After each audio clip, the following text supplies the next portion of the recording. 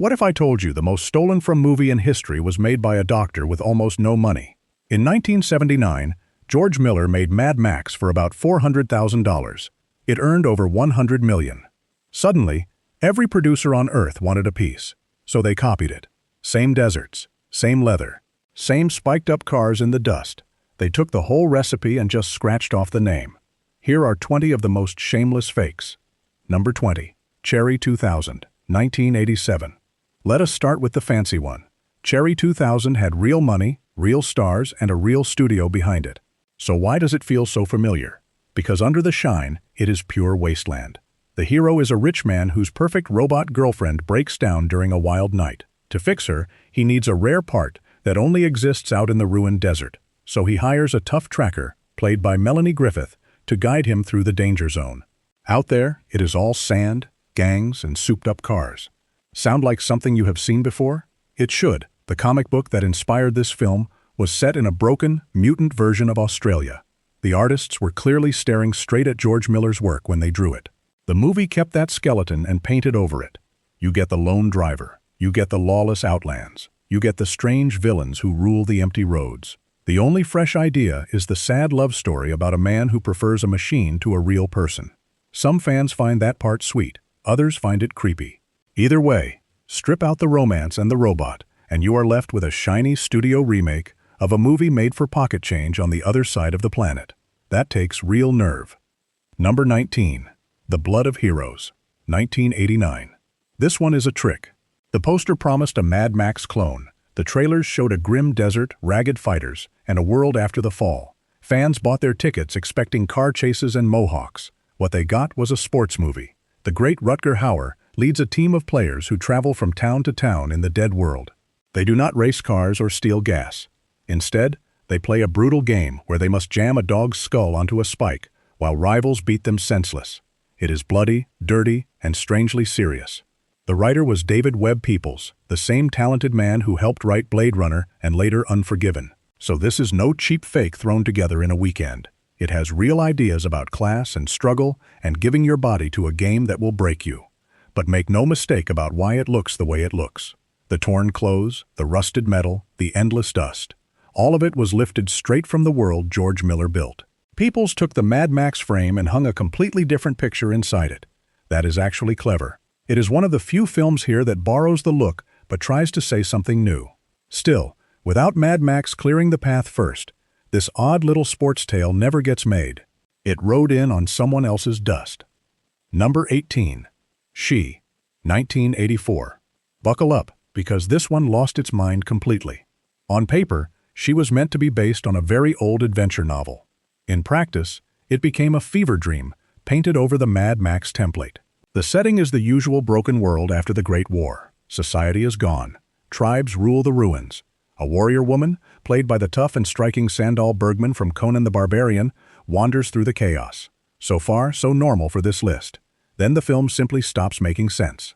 There are werewolves. There are gladiators. There are mad scientists doing horrible experiments.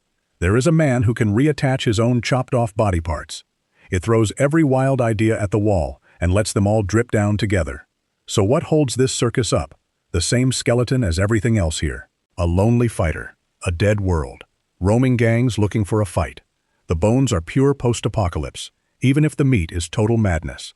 The sad part is that real talent got wasted. Bergman had genuine screen power, and the movie spends it on a plot that goes nowhere at a crawl. It is proof that you could take the Mad Max formula, pour in a gallon of pure nonsense, and still find someone willing to fund it and slap it on a video shelf. The apocalypse, it turns out, had no quality control at all. Number 17. World Gone Wild, 1987. Picture this pitch. It is the year 2087. It has not rained in 50 years. Water is worth more than gold. A tiny town in the desert sits on a secret spring, hiding it from a cruel world. If you are already thinking that sounds like a dozen other films here, good, you are paying attention. What makes this one stand out is the cast. The town's protector is Bruce Dern, a truly great actor, playing a wise old guru. The villain is Adamant, the pop star, leading a creepy cult. And here is a wild true fact. That cult was first written to worship the works of a famous self-help author. Lawyers threatened to sue, So the writers swapped the holy book for one about a real-life killer instead. Only in the 80s.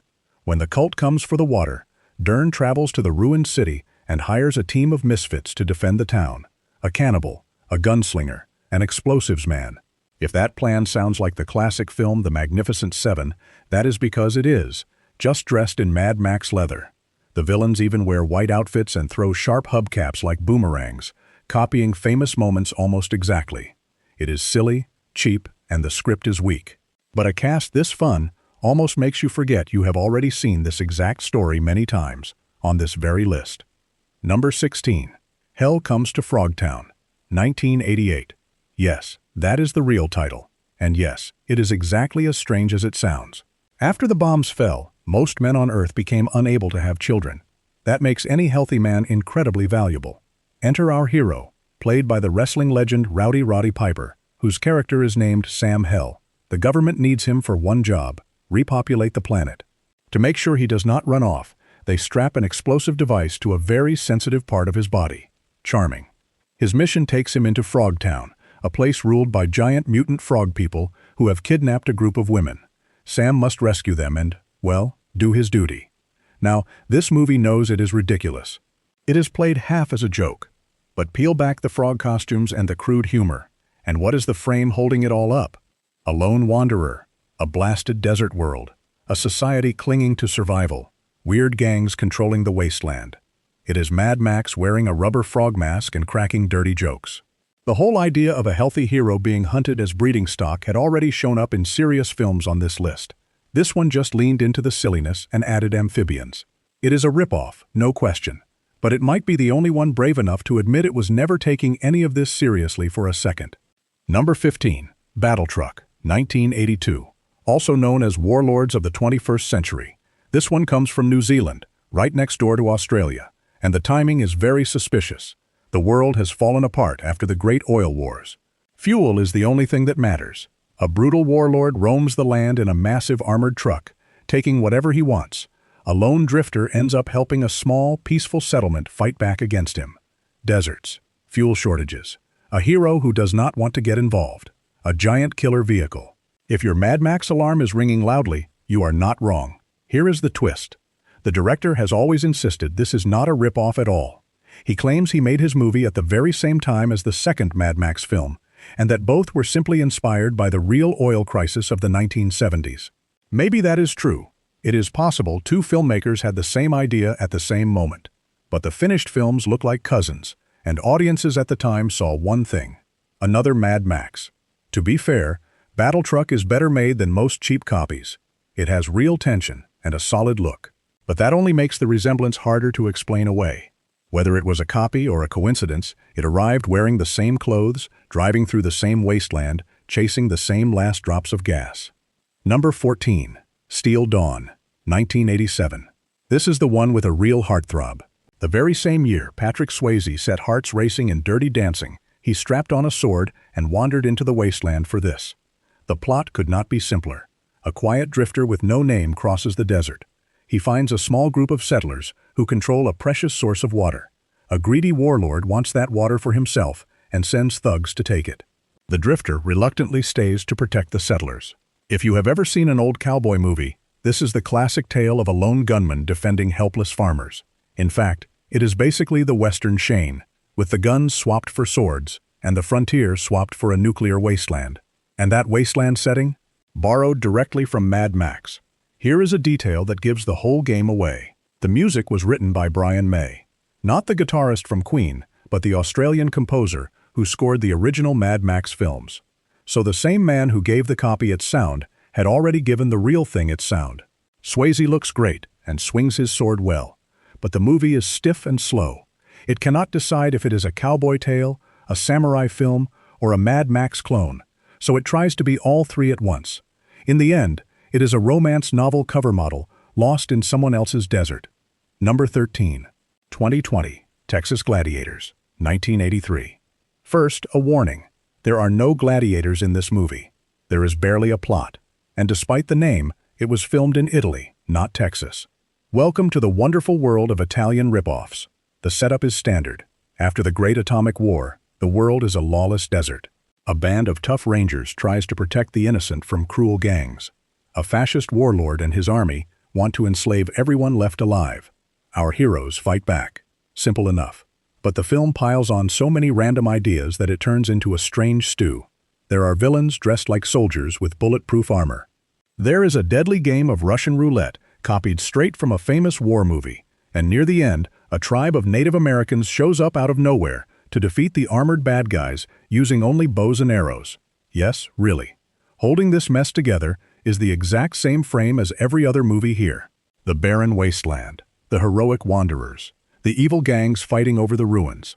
The director was known mostly for making cheap horror films, and he clearly saw the Mad Max craze as an easy payday.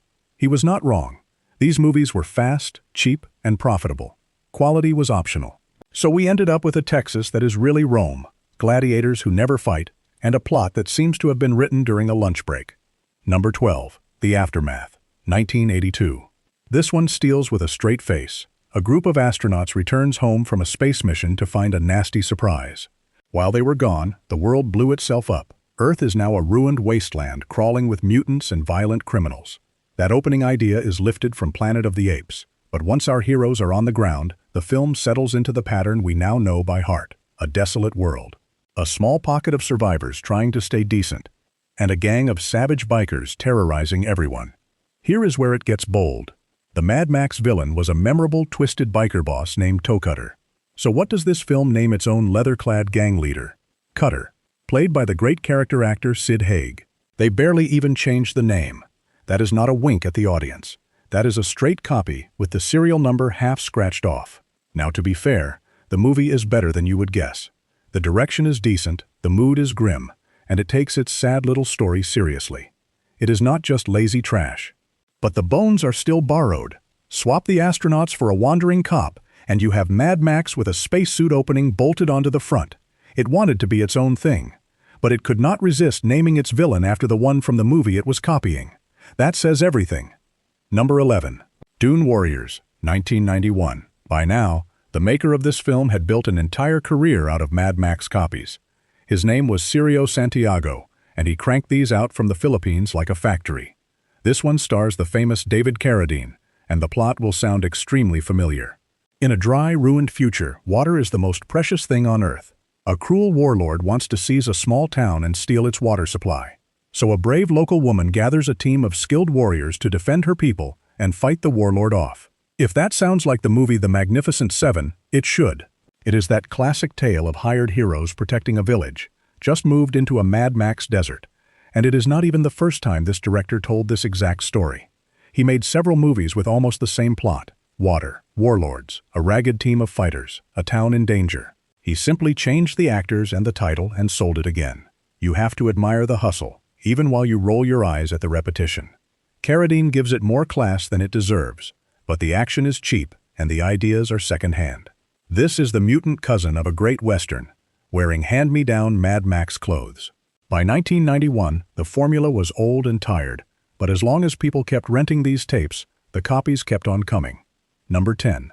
Equalizer 2000, 1987. Same director, the busy Cirio Santiago, and the same wasteland playbook. But this one has a fun secret hiding inside it. The plot is bare bones. A cruel gang rules the post-apocalyptic wasteland. A lone tough guy named Slade decides to fight back. His weapon?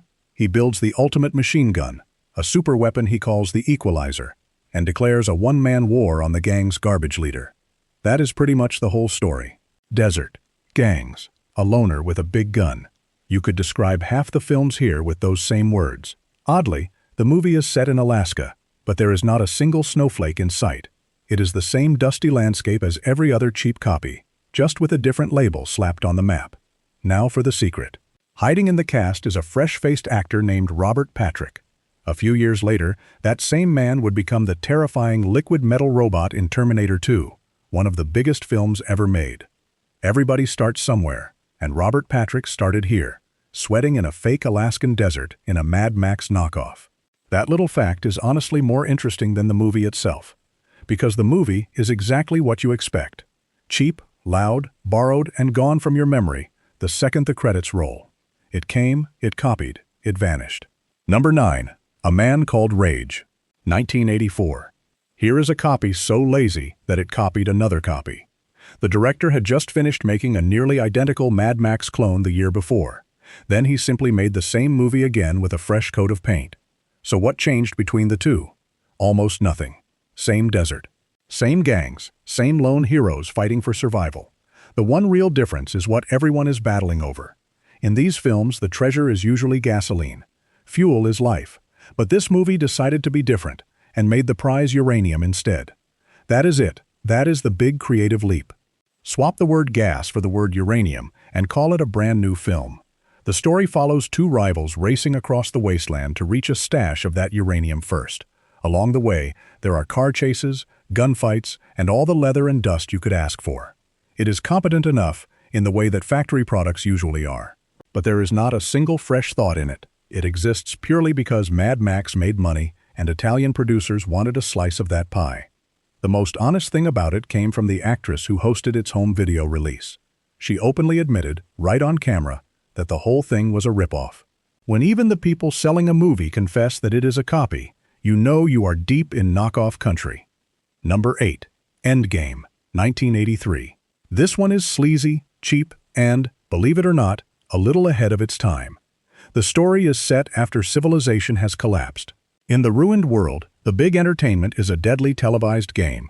A champion fighter is hunted through the city by other killers, and to win, he must survive and take them all out. Live for the cameras. Does a brutal game show where people are hunted for fun sound familiar? It should. The Running Man did it. The Hunger Games made billions doing it. And this grubby little Italian movie got there before both of them. That is truly worth a moment of respect. But do not respect it too much. Once the game part ends, the film turns into exactly what you knew it would be. Our hero is hired to lead a group of survivors, including some telepathic mutants, on a dangerous journey across the wasteland. Cue the desert. Cue the gangs. Cue the leather and the car chases.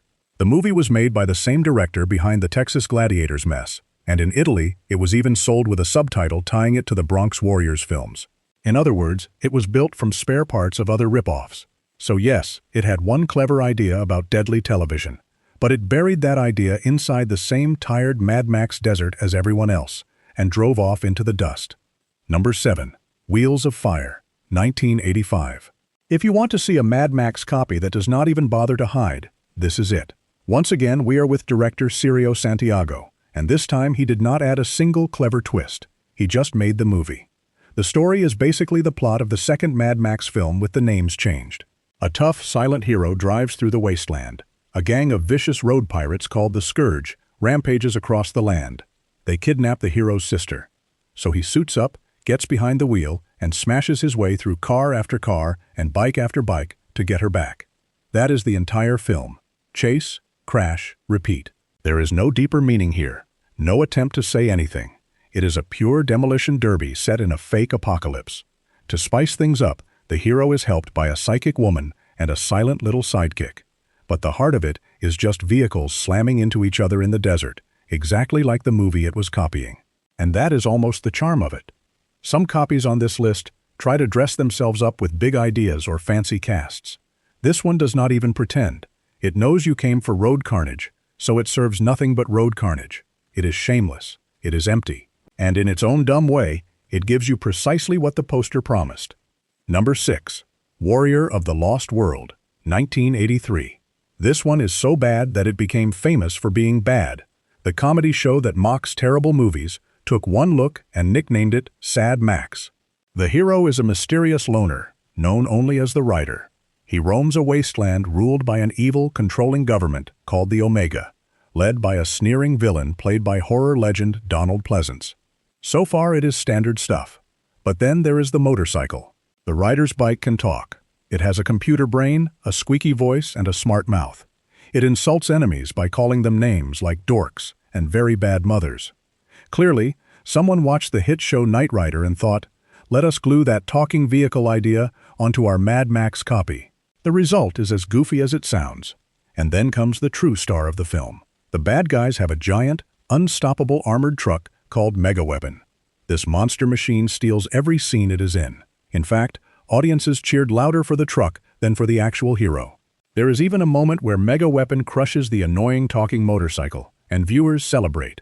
The director once pitched this project as a famous cowboy movie on a motorcycle. What he delivered was a confusing, cheesy stew of Mad Max, Knight Rider, and pure nonsense. It is terrible, but it is the kind of terrible that people gather to laugh at for years. Number 5. Striker, 1983. We return one more time to the busiest copycat of them all, and to the most common plot in this entire genre: water. The world has dried up after nuclear war. Drinkable water is the ultimate treasure. A young woman knows the location of a hidden, precious spring. A cruel warlord named Cardus will torture her to learn where it is, and a tough loner named Striker steps in to protect her and fight the warlord off. Now here is the funny part. That plot is almost word for word the same as another movie sitting higher up this list. Two different films, released in the very same year, about a hero protecting a secret water source from a desert warlord. They even share the same lucky ending. That is how crowded and copycat this whole scene was. Filmmakers were racing so fast to cash in that they accidentally made the same movie twice. Striker adds a small twist by including a group of fierce Amazon warrior women who fight beside the hero. And it leans a little more toward the cowboy western feel than most, but the core is pure formula. Leather-clad gangs, armored cars, motorcycle chases, and everyone fighting over water in the dust. It is watchable if you enjoy this kind of cheese. But if you have seen one desert water war, you have basically seen them all. And by 1983, you had plenty to choose from. Number 4. 1990, The Bronx Warriors, 1982. Now we reach the heavy hitters, the Italian directors who copied Mad Max with real style and no shame. First up is Enzo Castellari, a filmmaker who built his whole career on borrowing from other hits. For this one, he did not just copy Mad Max. He blended three famous movies together. He took the broken future of Mad Max, he mixed in the street gangs from the movie The Warriors, and he added the walled-off city idea from Escape from New York. The result is set in a future Bronx that has become a lawless no-man's land, ruled by wild gangs. A young woman from a powerful family runs away into this dangerous zone, and a hero must survive the gang warfare to find her.